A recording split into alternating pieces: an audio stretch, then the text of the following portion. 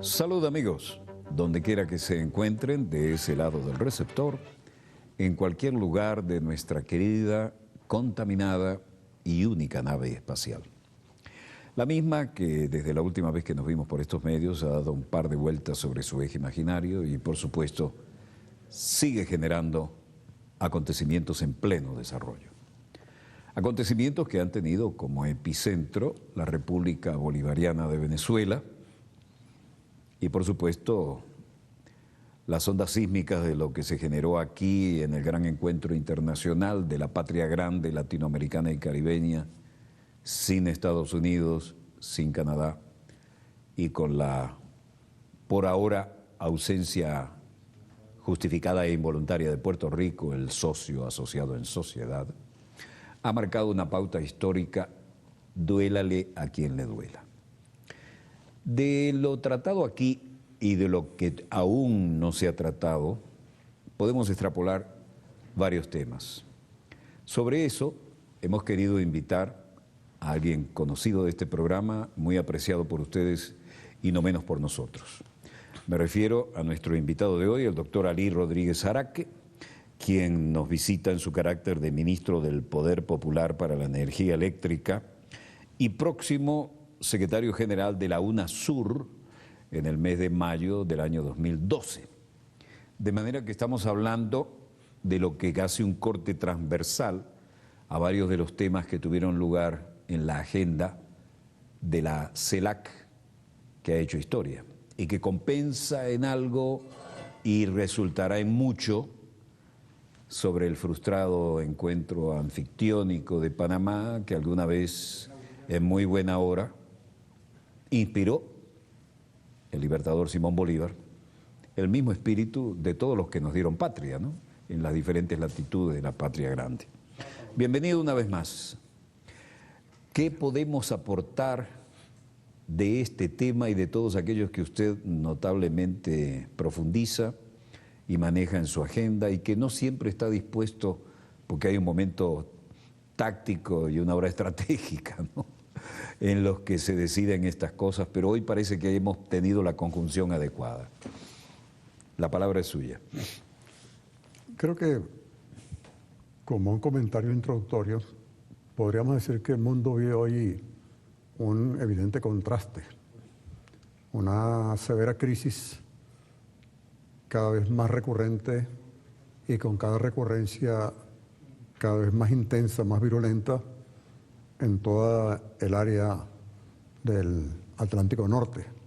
Abarca desde toda Europa y algo más allá, a Estados Unidos, que ya indudablemente ha entrado en la misma onda sísmica, ¿no? Efectivamente. Y Canadá por allí con silenciador, pero en la misma onda.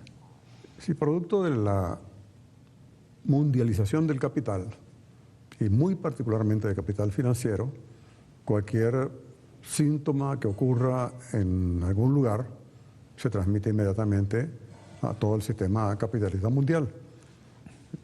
Es una de las características cada vez más notables en el sistema capitalista mundial. De manera que las crisis se hacen inmediatamente crisis sistémicas, afectan a todo el sistema y no a una parte de él.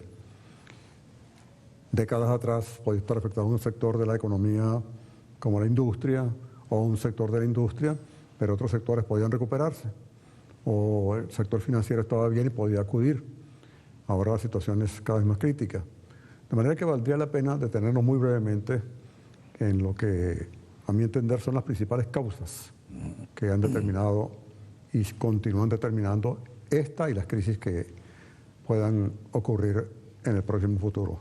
En un trazo de brocha gorda previo y que es un lugar común ya, tenemos que recordar que en un mundo interconectado vía satélite, las conexiones de la comunicación electrónica y donde todas partes hay una computadora y donde las transacciones se hacen, se preparan, se programan y con el solo acto simbólico de colocar un dedo en una tecla, vuelan millones en un sentido o en otro, destrozan o salvan economías, o reditúan o hunden a la competencia. Ese es el escenario de una ubicación de un teatro de operaciones de una guerra comercial en tiempo real. Sí. A partir de eso... Vale la pena ver detrás de todos estos movimientos que ocurren principalmente en el sector financiero, qué es lo que está en la raíz del problema. El problema fundamental, y creo que hay bastantes elementos para demostrarlo, es que cada vez más el sector productivo de la economía capitalista se va enlenteciendo más y más. En años anteriores, en décadas anteriores, el capitalismo siempre tuvo vías de escape, en algunos casos apelando a la violencia, pero yo diría que normalmente a través de mecanismos propios de reajuste, por ejemplo, a través de los desarrollos tecnológicos que permitían incrementar significativamente la productividad, con ello mejorar las ganancias del capital, acortando la jornada de trabajo o incluso las horas en que el trabajador podía generar su propio salario. Eso se agotó, pues la última ola tecnológica, la gran revolución que conmocionó, diríamos, todas las comunicaciones, la informática, todos los sistemas, ha tocado techo en lo fundamental. Y cada ola tecnológica se lleva unos cuantos años para poder ser renovada con una nueva ola tecnológica. Es decir, que por el lado de la productividad, ya el capitalismo mundial acusa síntomas de fatiga, síntomas de declinación. Por otro lado, normalmente, y en este caso han intentado hacerlo, buscaban resolver las crisis sobre la base de un reajuste de los costos laborales.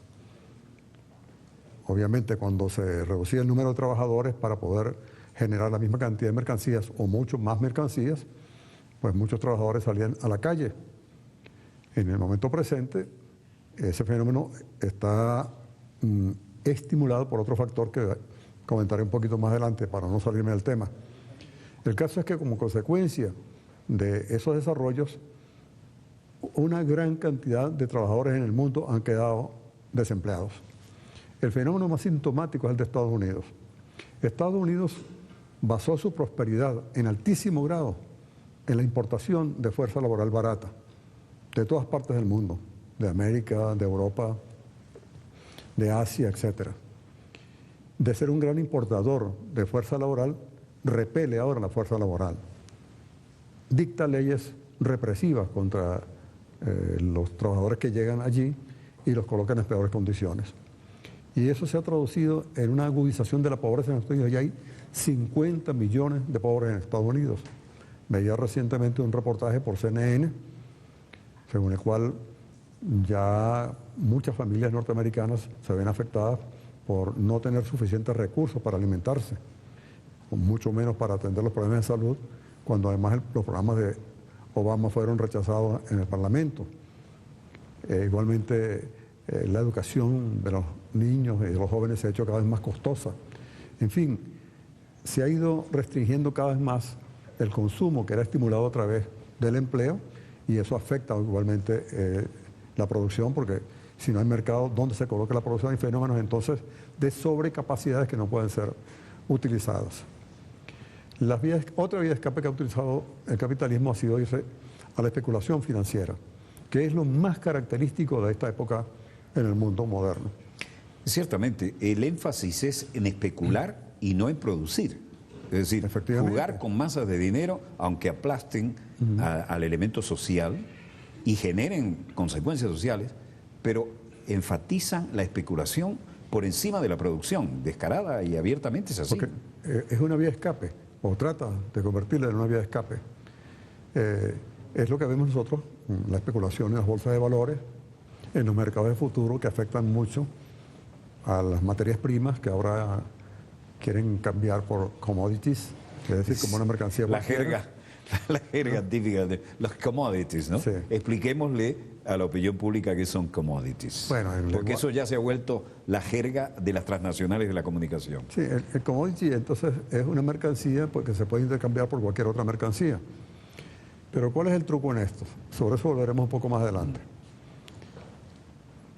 Se trata de despojar a todas las mercancías que son generadas, que tienen su raíz, su origen en recursos naturales, despojarlas del carácter de recurso natural. Porque en resoluciones de las Naciones Unidas se ha establecido insistentemente los derechos soberanos de los estados sobre los recursos naturales, lo que en la teoría jurídica se denomina el derecho eminente del Estado.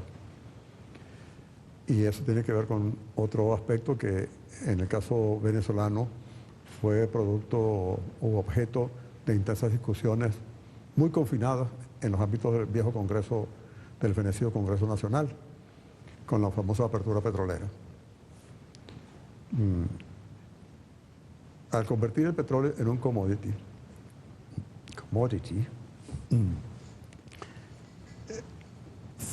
se quería despojar el petróleo precisamente de su carácter de recurso natural y en consecuencia del derecho soberano del Estado a establecer contribuciones por el acceso a ese recurso natural.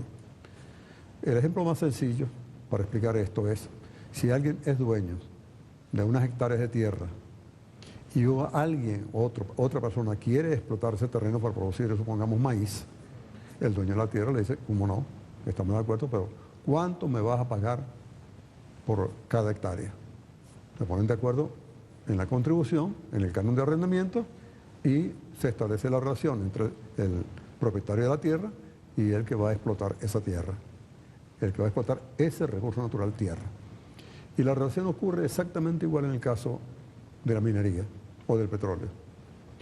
En la legislación moderna, en la mayoría de los estados del mundo, los estados son los que ejercen la propiedad sobre las minas, sobre lo que se encuentra en el subsuelo, porque de los tiempos de Mirabeau, de la Asamblea Francesa, se estableció que la mejor manera de administrar sanamente, racionalmente las minas, era que el Estado ejerciera la propiedad o la administración de las mismas, de manera que estableciera regulaciones que evitaran una explotación irracional y el agotamiento precoz de los yacimientos mineros.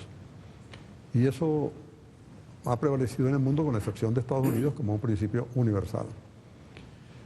De manera que en el caso venezolano, por ejemplo, del año 43, se cobraban regalías del 16,2%, es decir, que por cada 6 barriles extraídos, uno pasaba al Estado.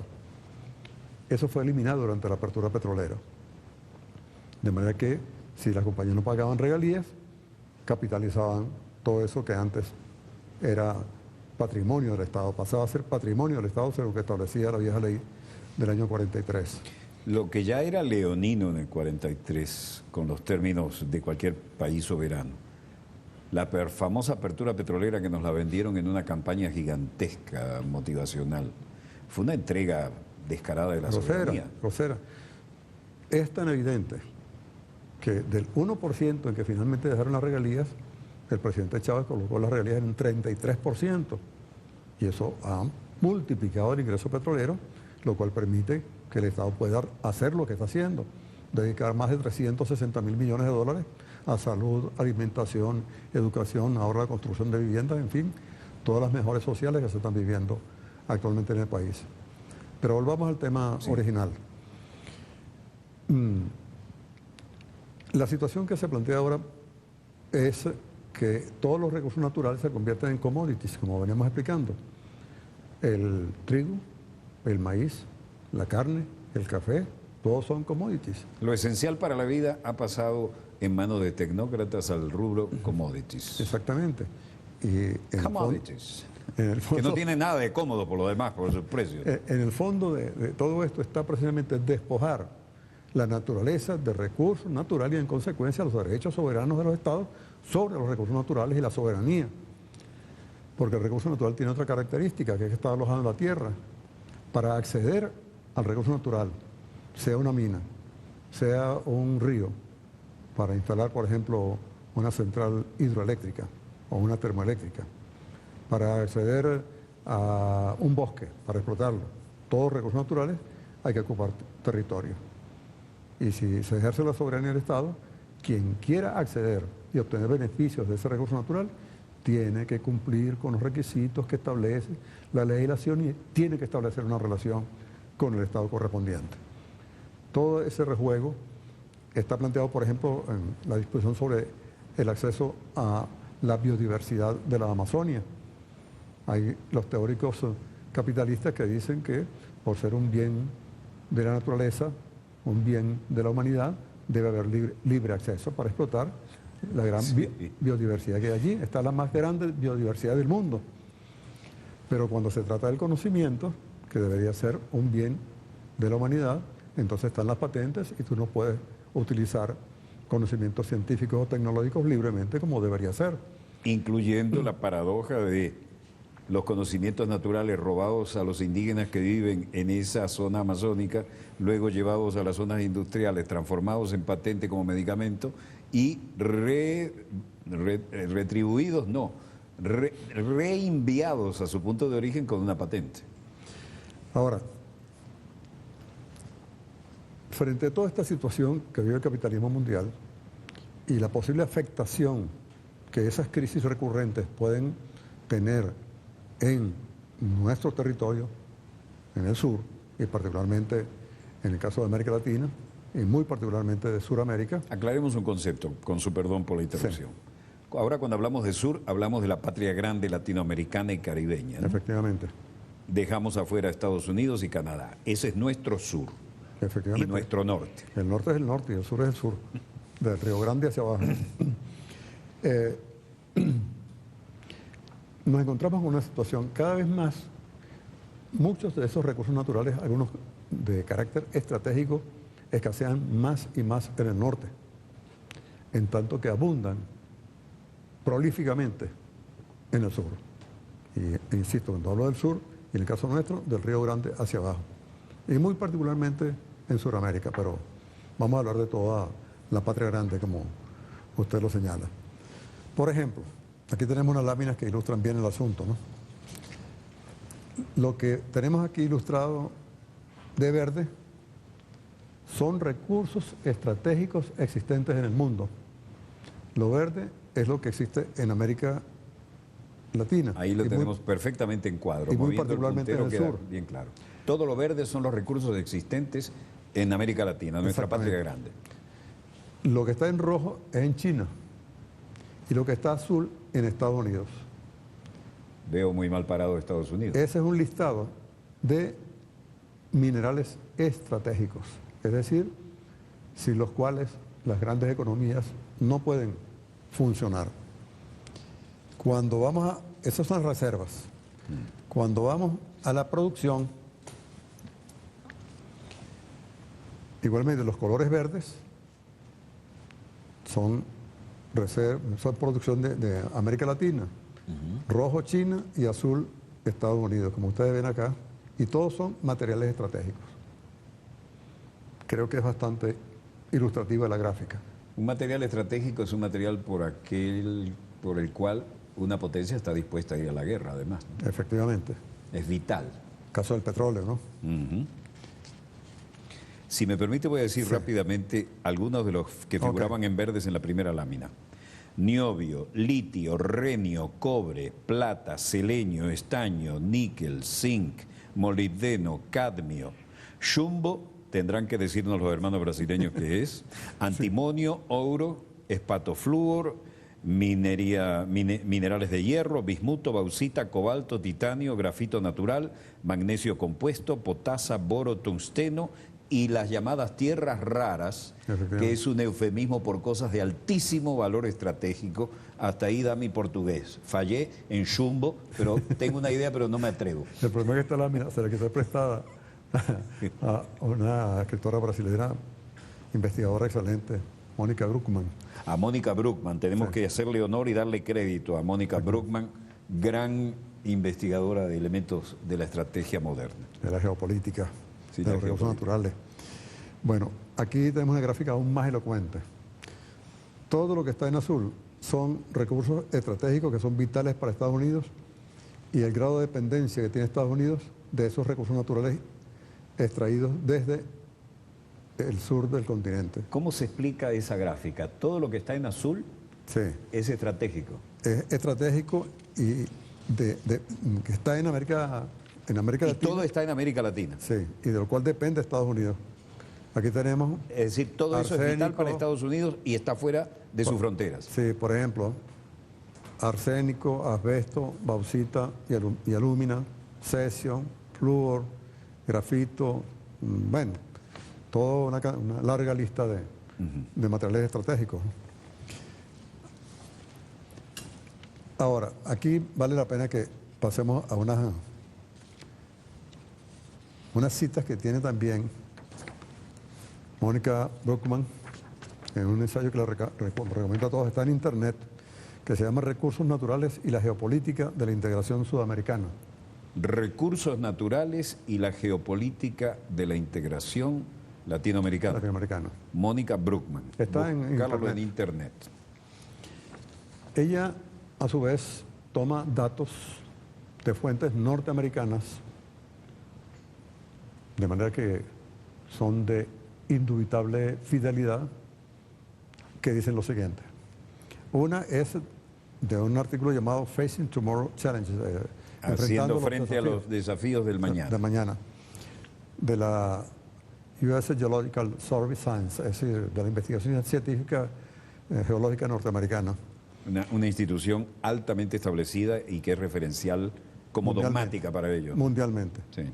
Dice, el uso y la competencia por los recursos naturales en escala global y las amenazas naturales a estos recursos tiene el potencial de impactar la capacidad de la nación, es decir, de Estados Unidos, para sustentar su economía, la seguridad nacional, la calidad de vida y el ambiente natural. Es decir, todos los motivos para ir a una guerra de conquista. Continúo con citas que ilustran mucho lo que estoy diciendo y lo que vamos a decir posteriormente. Estados Unidos debe reservarse el derecho de actuar unilateralmente si fuera necesario para defender nuestra nación y nuestros intereses, pero también vamos a tratar de cumplir con las normas que rigen el uso de la fuerza. Al hacerlo, fortalece a aquellos que actúan en consonancia con las normas internacionales, mientras que aísla y debilita a aquellos que no lo hacen, es decir, a aquellos que no aceptan las condiciones que les quieren imponer. Lo que es civilino es eso de que Estados Unidos tiene para su supervivencia que ir tras esto. Efectivamente. Pero además trataremos de cumplir con las normas internacionales. Ajá. También definirá un mandato claro y objetivos específicos, y al mismo tiempo que considerará las consecuencias intencionales y no intencionales de nuestras acciones. Estados Unidos tendrá cuidado al enviar a los hombres y mujeres de nuestras Fuerzas Armadas hacia situaciones de peligro para asegurar que tengan el liderazgo, capacitación y equipos necesarios para el cumplimiento de su misión. ¿Hay algún eufemismo en esto? Sí, se ve que todo el aparato tecnológico militar industrial del que hablaba Eisenhower va garantizado allí, ¿no? Esta es la Estrategia de Seguridad Nacional de Estados Unidos, un documento. Estrategia de Seguridad Nacional de Estados Unidos, documento oficial. Sí. Sigue. Esto lo dice ya Mónica. Un minuto antes del corte. Sí. Porque esto es como para cerrar aquí y dejarlo con las ganas de oír lo siguiente. Pero tenemos un minutico más antes del corte. Sí. Para terminar con la cita, ¿no? Esto ya es de Mónica Bruckmann.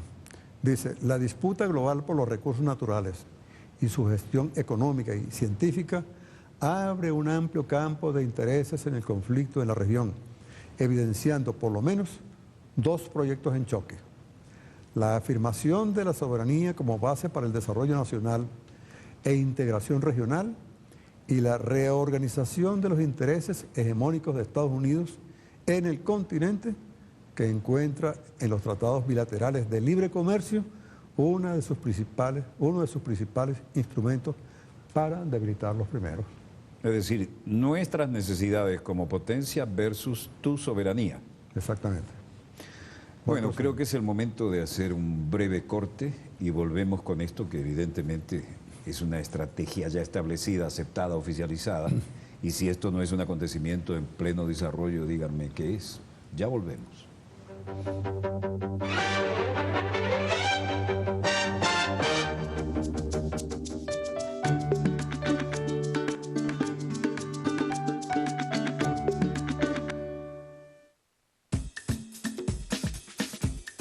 sábado, María Alcira Matute desde España conversa con el embajador venezolano Bernardo Álvarez de los proyectos culturales en Madrid. La librería mediática, este sábado a las 9 de la mañana por Venezolana de Televisión. Ahora con Banco Bicentenario, armar tu carpeta Cadivi es más fácil. Con el servicio Solicitud de Divisas de Banco Bicentenario, podrás armar tu carpeta de forma rápida y sencilla. Tan solo ingresa en nuestra página www.bicentenariobu.com. Identifica el botón del servicio y sigue los pasos que te indica el sistema. El resto queda de nuestra cuenta. Banco Bicentenario te la hace fácil. En marcha.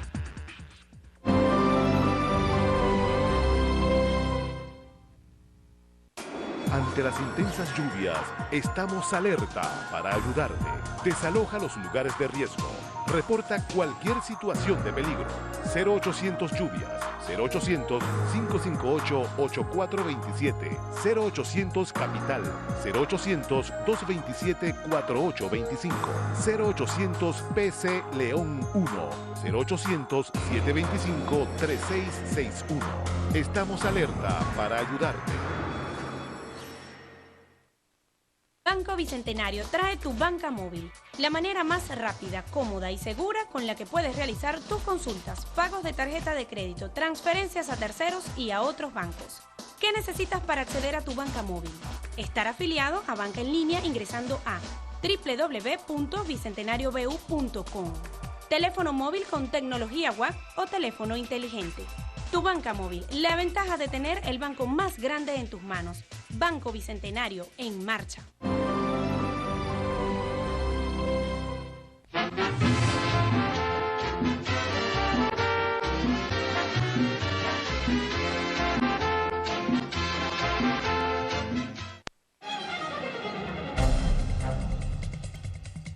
Un país reprimido por transnacionales disfrazadas de gobierno. The most powerful special interest in Washington today is the media, because not only do they give money and lobby and do all the things that industries do in Washington and companies do, but they of course control whether or not a politician's mug gets on the...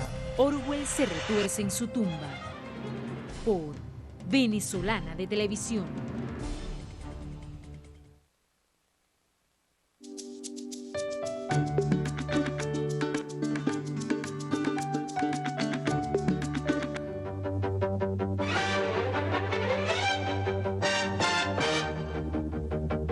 Volvemos con más acontecimientos en pleno desarrollo con nuestro invitado especial, el doctor Ali Rodríguez Araque, ministro del Poder Popular para la Energía Eléctrica y futuro secretario general de la UNASUR el año próximo.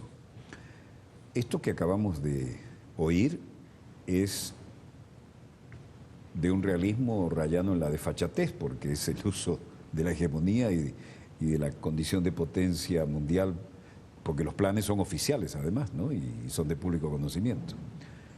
¿Cómo continuamos desarrollando esto de manera que nuestros televidentes, que son muy afectos a estos temas, lo puedan metabolizar? Volvamos a los primeros comentarios, a la crisis, que como ya lo comentábamos, pues en medida decisiva es el resultado de la hiperconcentración del capital y particularmente del capital financiero. Hay un viejo estudio que hizo las Naciones Unidas con la Universidad de Helsinki, muy interesante, el informe apareció en 2005, muy interesante porque hace un estudio de la distribución de la riqueza mundial por hogares. Según ese estudio... De la disposición de la riqueza mundial por... Hogares. Hogares. Sí, ¿cómo se distribuye? Por hogares. ¿Se puede ir de ese macro a ese micro? Bueno, eso fue lo lograron. Bueno, de la Universidad de Helsinki lo creo. Lo hicieron. ¿Qué determinó ese estudio? Que 20% de la población mundial detentaba el 80% de la riqueza mundial, o 20% de los hogares detentaban el 80% de la riqueza mundial. Eso es para 2005. Que esos hogares prósperos estaban en el norte, en Estados Unidos, en Europa y en la zona próspera del Pacífico. Y a la inversa, El restante 80% disponía del 20% de la riqueza mundial. Pero ya en aquel estudio se anunciaba que esa tendencia no era estática, iba a agudizarse aún más. Estaba viendo hoy algunas cosas en internet y llegan a la conclusión de que ya la riqueza, la concentración llega a un 90%. En la medida en que se concentra la riqueza, se agudiza la pobreza, se extiende y se profundiza la pobreza. Y eso genera los conflictos sociales que hoy estamos presenciando en Europa, en Estados Unidos, que creo tienden a generalizarse y agudizarse. Ahora, cuando el capitalismo se ha encontrado en estas situaciones y no encuentra salidas mediante reajustes internos, la salida clásica ha sido la guerra. Y en este momento, a través de la guerra, buscan matar dos pájaros, literalmente, dos pájaros de un tiro. Por un lado, sacar la violencia del ámbito territorial de ellos, como lo defendió en sus tiempos un famoso colonialista Cecil Rhodes, en la época en que el desarrollo industrial y la tecnología en Inglaterra provocó situaciones terribles para los trabajadores, gran desempleo, miseria, y crecían los trade unions, los sindicatos ingleses, los conflictos sociales. Él planteó que era necesario que Inglaterra conquistara territorios para poder exportar la violencia y evitar la revolución dentro de Inglaterra. Todo lo que creaba problemas dentro del eje central del Imperio Británico había que exportarlo al mismo tiempo que se usaba para conquistar. Efectivamente. Así se ve la conquista de la países India. de dudosa fama, ¿no? Pero incluso decíamos en una conversación previa que Rhodesia lleva el nombre en homenaje a Rhodes. El triste honor de homenaje a Cecil Rhodes. Bueno, fue así como se conquistó la India, se destruyó toda la industria textilera de la India para convertir a la India en productora de algodón, que era procesado en Inglaterra, que a su vez exportaba productos textiles a la India. Produce tú el algodón, pero olvídate de industrializarlo. Nos lo vendes a nosotros, nosotros lo industrializamos, le ponemos el valor agregado y te lo vendemos a ti, a quien te hemos desmantelado tu industria de procesamiento del algodón para transformarlo en telas. Efectivamente, la Es típica decir, relación romper el colonial. ciclo a favor nuestro. Cuando eras independiente, ahora dependes y además te agregamos la plusvalía. Sí, la típica relación colonial. Bueno, pues, ¿qué está pasando ahora? Lo que pasaba ayer con la India, lo que pasó ayer con Inglaterra conquistando la India. Esos recursos cada vez escasean más, esos recursos estratégicos, en el territorio de las sedes imperiales. Y tienen que salir a buscarlos, pero al mismo tiempo exportar la violencia a otras zonas. Estamos literalmente enfrentando un proceso de recolonización mundial. Irak por el petróleo, Libia por petróleo y por el agua, Afganistán por vía de tránsito y también posiciones estratégicas. De paso a Libia le robamos todo lo que le pedimos que depositara en nuestros bancos. Siria, interrogante. Irán, interrogante. ¿A dónde vamos a llegar por este camino? Y hay que preguntarse, ¿y América del Sur, con todo esto gigantesco reservorio de recursos naturales estratégicos de que dispone?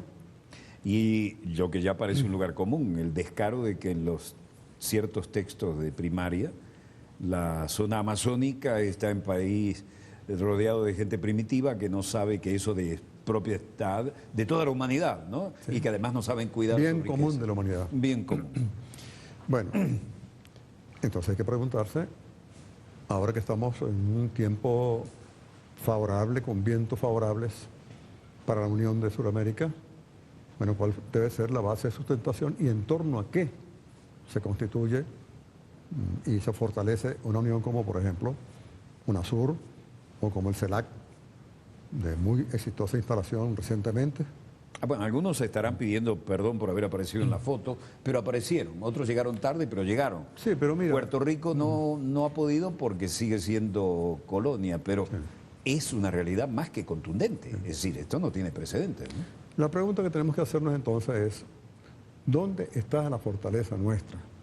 Y en torno a qué se puede conformar un proceso que se haga irreversible y que no corra la suerte que han corrido anteriores procesos de integración. La fortaleza nuestra no está en que seamos potencia militar, no somos una potencia nuclear, no somos una potencia industrial, me refiero a toda Sudamérica, a toda Latinoamérica y el Caribe. No somos tampoco una gran potencia tecnológica.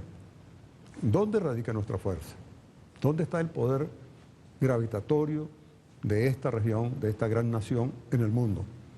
En que somos un gigantesco reservorio de recursos naturales. Aquí está alojada la tabla periódica de Mendeleev completa.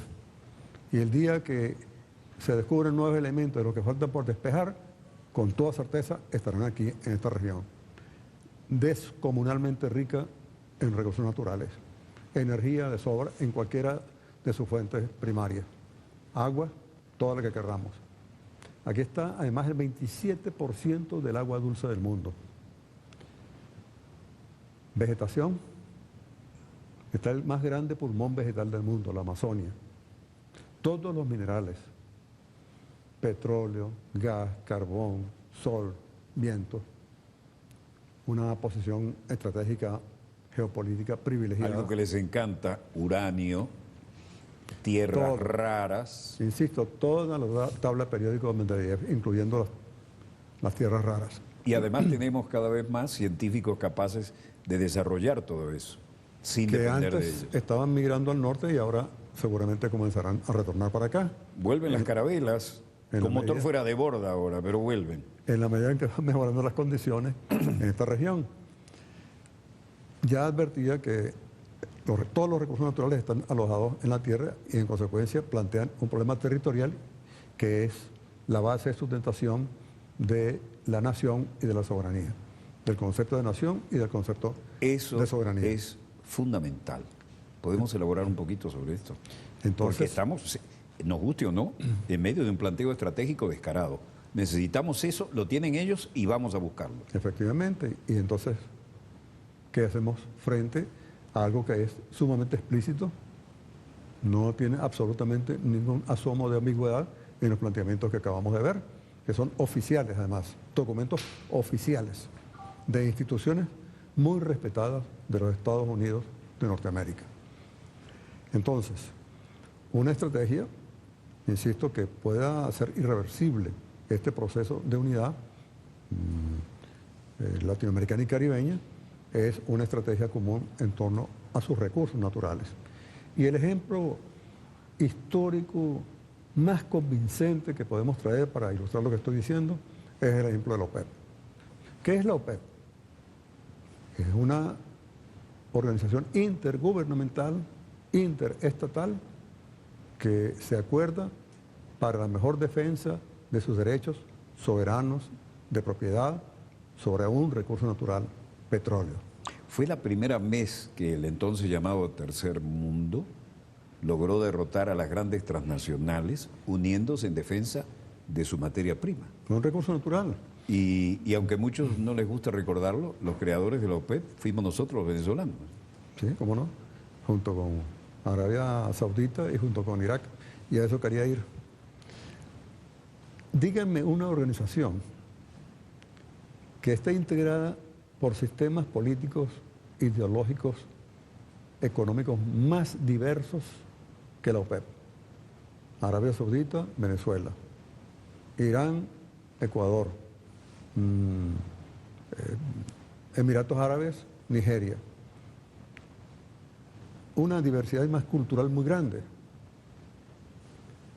Además, una organización, algunos de cuyos miembros han vivido confrontaciones muy sangrientas.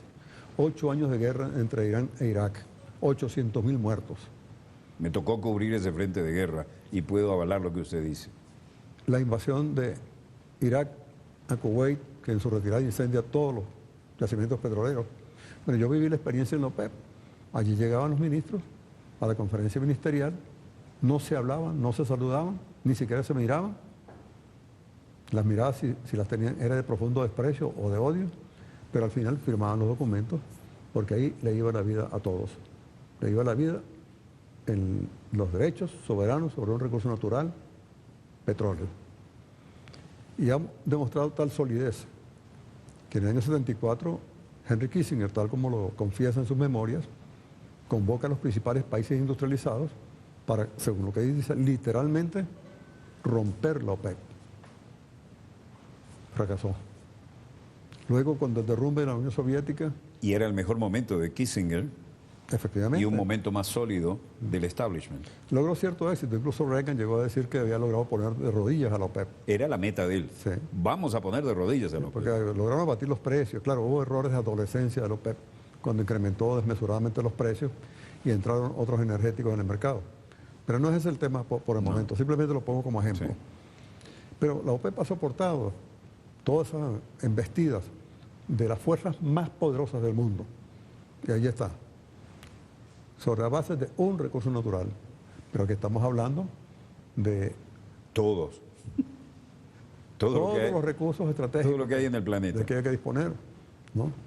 De manera que eso le da una enorme fortaleza a esta región.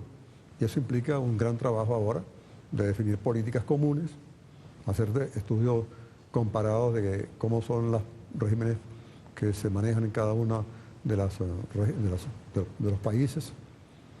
De manera que, por un lado, tengamos políticas comunes en ese orden, como por ejemplo tiene la OPEP en el caso del petróleo, en una región que además es una nación, porque tenemos el mismo origen histórico, tenemos la misma cultura, tenemos las mismas creencias, Ni siquiera hay problemas religiosos. tenemos los mismos problemas, ni siquiera hay esos problemas. Además, un hecho que privilegia a la región es que esta es una zona de paz, una zona de democracia. Y donde todas las razas se mezclan de una manera natural y sale un producto mejor.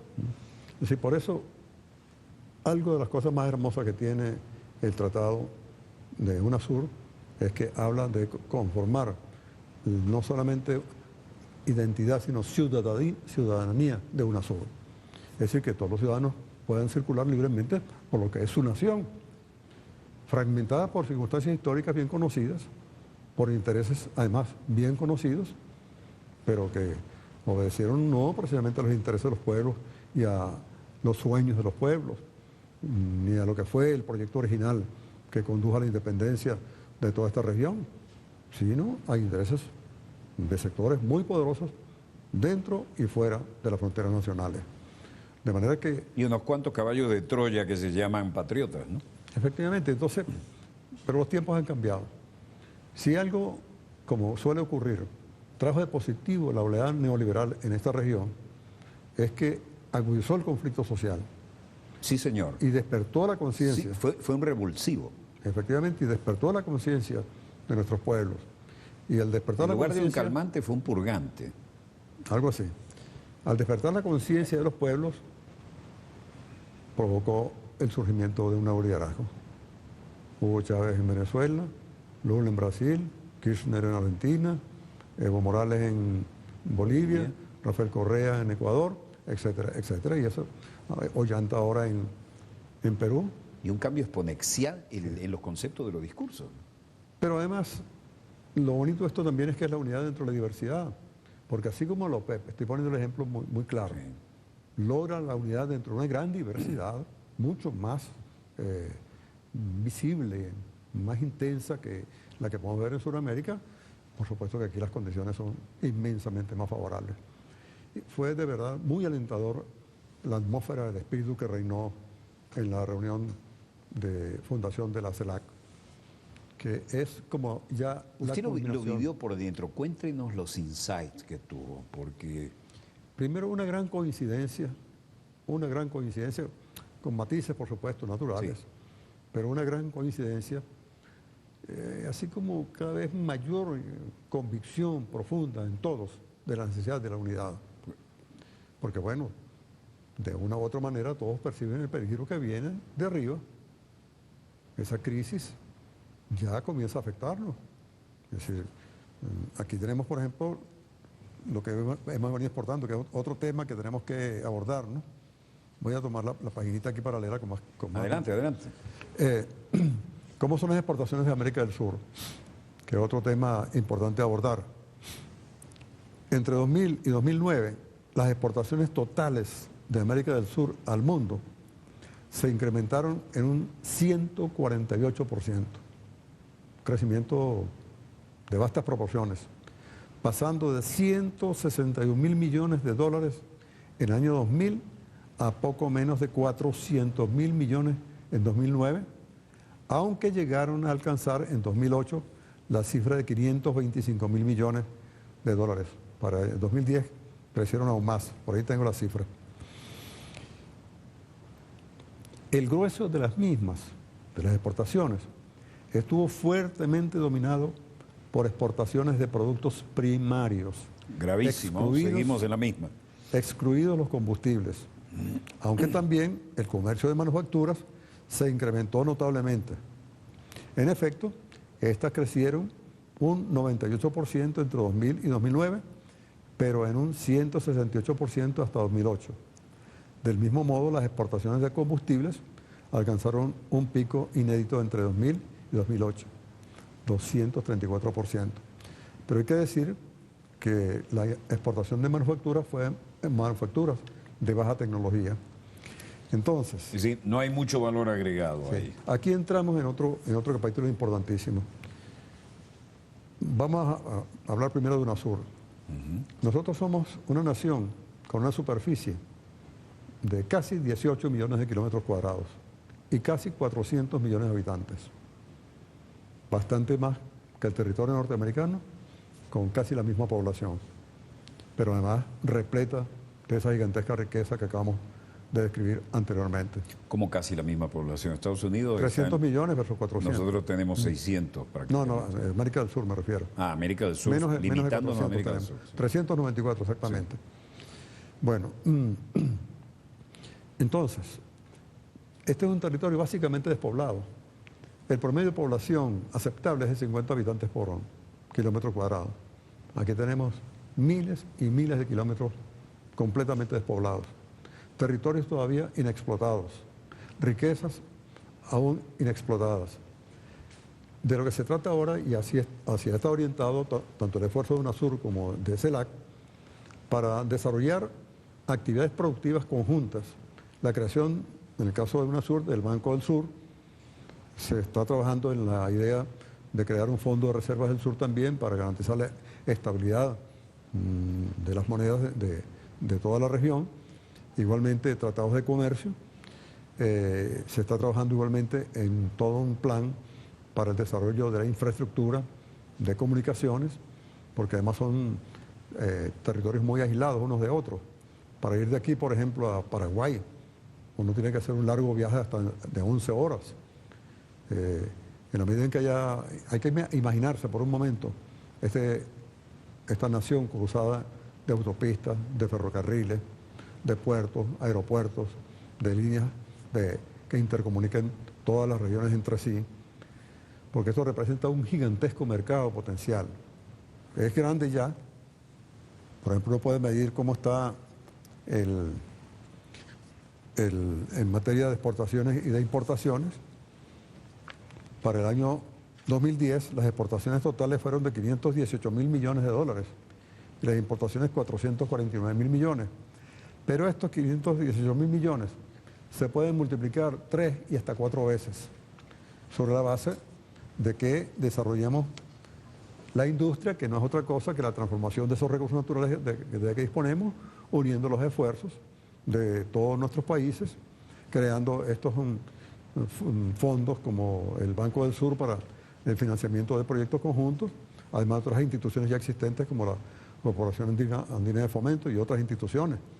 De manera que están abiertas todas las posibilidades para convertir a esta gigantesca nación en una potencia no para el dominio de otros territorios, sino para también beneficio de todos. Por un momento, imaginémonos a esta región con vastos desarrollos industriales procesando sus vastos recursos naturales. Eso implica una altísima demanda de bienes y servicios que pueden ser provistos del norte, pero al mismo tiempo una gran oferta de bienes y servicios provechosos para el norte y para el sur, en la relación sur-sur. Porque este proceso que estamos viviendo acá se está viviendo también, no con tanta intensidad, pero también en buen camino, en el caso de África subsahariana. Ahí está la Unión Africana, ya se ha establecido una relación entre UNASUR y la Unión Africana. Yo estuve recientemente en la reunión de la llamada ASA Guinea Ecuatorial, allí por cierto se habla español también, sí. Tienen petróleo, tienen un buen desarrollo notable, la transformación que ya están experimentando, de manera que el mercado que está en perspectiva para una relación sur-sur es verdaderamente de gigantescas proporciones. Y es cruzar el Atlántico al sur del Ecuador y hacer una unión entre dos continentes que lo tienen todo. Efectivamente, pues en la medida que hay integración en América del Sur, en general, en América Latina y en el Caribe, y la haya también en África, el intercambio entre ambas regiones van a vencer esa separación geológica que ocurrió por un cataclismo no sé cuándo en la unión de pueblos que además tienen lazos genéticos, porque en cada uno de nosotros hay muchos genes africanos también, además de los genes nativos y europeos. De manera que son muchos los factores que abonan positivamente en toda esta ruta esperanzadora que se ha abierto para todos Pero nuestros usted pueblos. captó la voluntad política en ese sentido, hay percepción del momento histórico. Lo que me dicen amigos incluso que salieron de la reunión y que viajaron, es que de verdad el entusiasmo de todos es muy grande.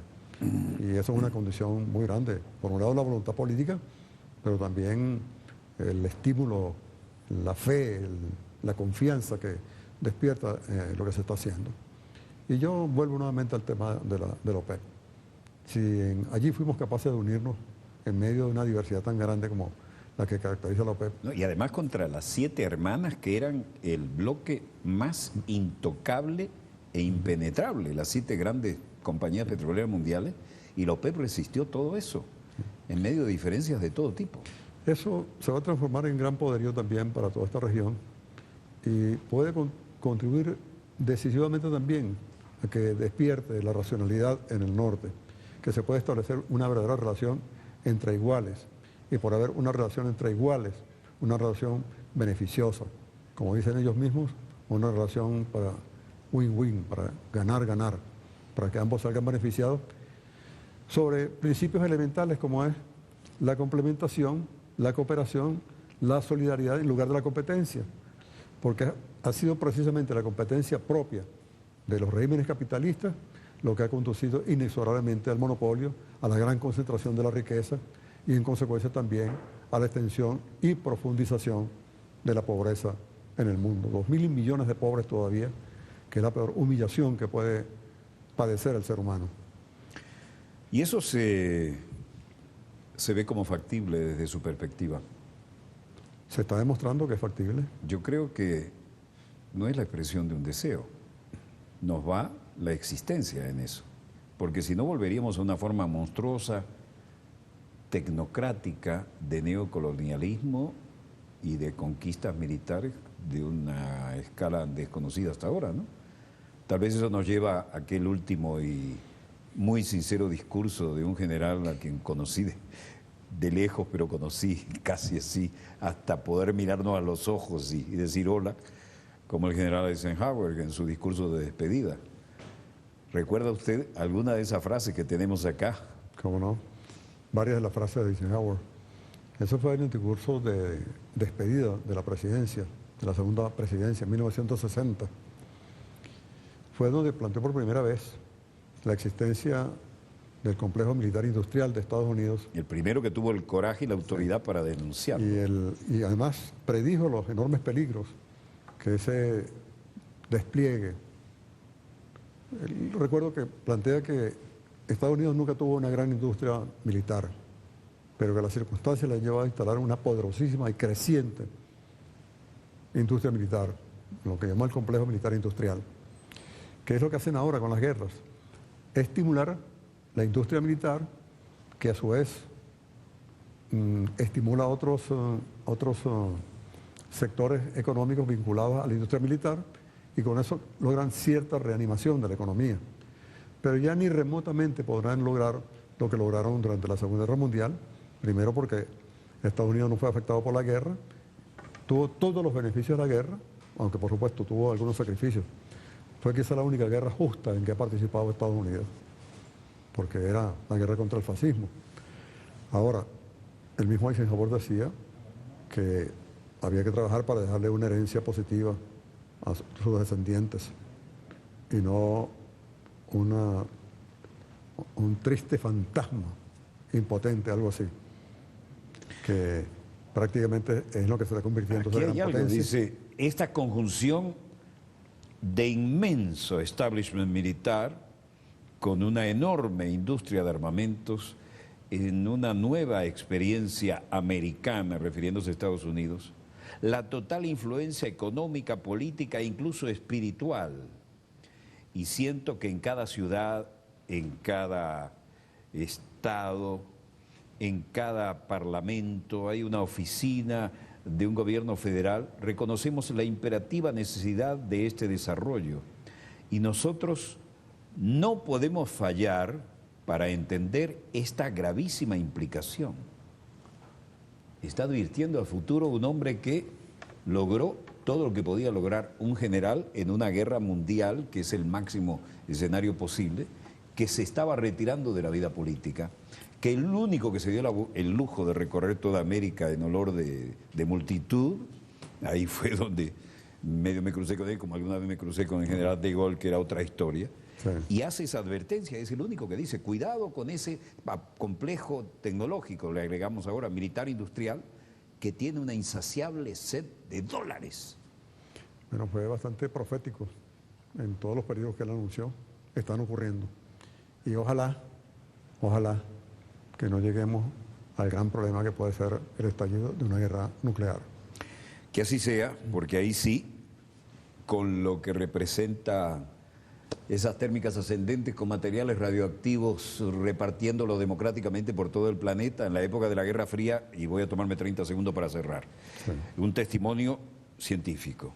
Cuando cometían la barbaridad de hacer pruebas a cielo abierto, compitiendo Estados Unidos y la Unión Soviética a ver quién tenía la mejor bomba, y en la época hasta que llegaron a la teoría de la mutua destrucción asegurada, el MAD, hacían una explosión a cielo abierto en Nevada y decían, vengan a ver el sol hecho por el hombre, y aplaudían sin saber que se estaban contaminando. Sí. Hacían otra en las estepas siberianas, por poner un ejemplo de brocha gorda, y a los 15 días llovía estroncio en el Río de la Plata, y la lluvia la llevaba al pasto, el pasto a las vacas a la leche. Estroncio 90. Estroncio 90. Bueno, se nos terminó el tiempo. Lo que quiero decirles es que estamos honradísimos de tenerlo nuevamente con nosotros. Le deseamos el mayor éxito en su gestión y, por supuesto, como secretario general de la UNASUR a partir del año próximo. Y nuestro agradecimiento, y siempre es invitado permanente en nuestro dossier. Gracias. Muchísimas gracias por compartir sus ideas, sus vivencias, y siempre estaremos a la orden para difundirlas. Hasta aquí, donde quiera que usted se encuentre de ese lado del receptor, nuestros acontecimientos de hoy en pleno desarrollo, que como ven son como para pensarlos hasta con la almohada.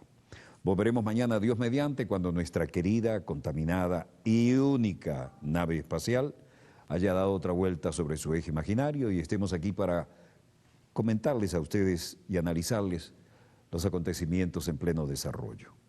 Donde quiera que se encuentren de ese lado del receptor, gracias por permitirnos estar ahí con ustedes.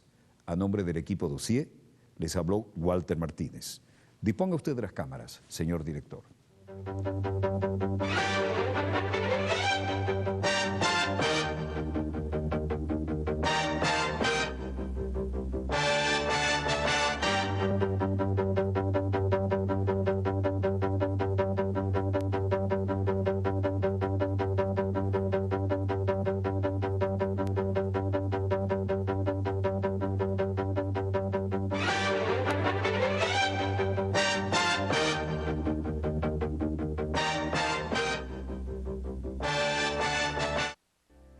La noche del jueves 30 de junio difícilmente podrá ser olvidada. Se detectó una extraña formación en la región pélvica que ameritó una intervención quirúrgica de emergencia.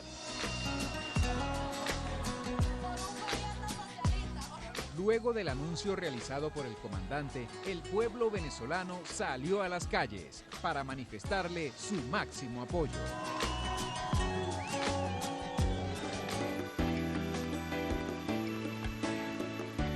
Vuelvo al epicentro de Bolívar. Y eso es llama, pura vida. Vencedores va mi pueblo con su canto. paso de vencedores con su espíritu forjando el hombre nuevo. Viviremos y venceremos.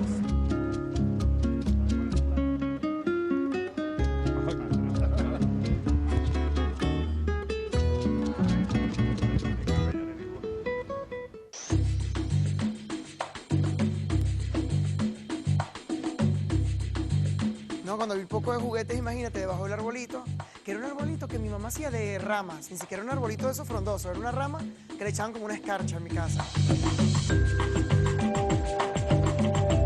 Claro, cuando los había bastantes regalos, era una locura como se veía, porque era la pajita seca, el arbolito seco con el montón de detallitos abajo. Yo deseo para ti que tengas la capacidad de soñar, alcanzar todas tus metas, pero sobre todo unidos, con mucho, mucho amor.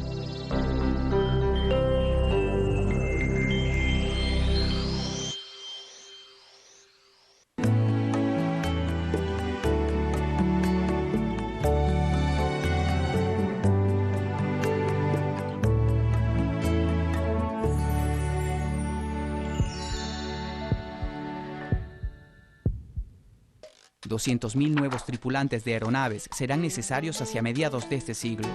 Este libro tiene unas 200.000 palabras. La Eva mitocondrial vivió hace 200.000 años.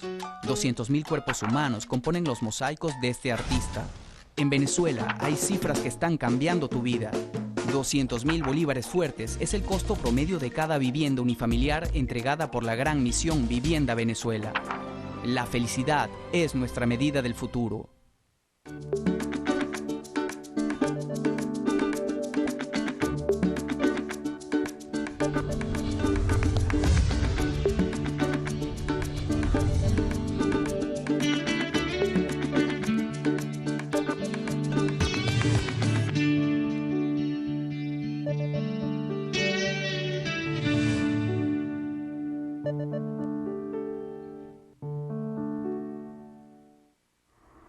Este programa contiene elementos que no pueden ser presenciados por niñas, niños y adolescentes.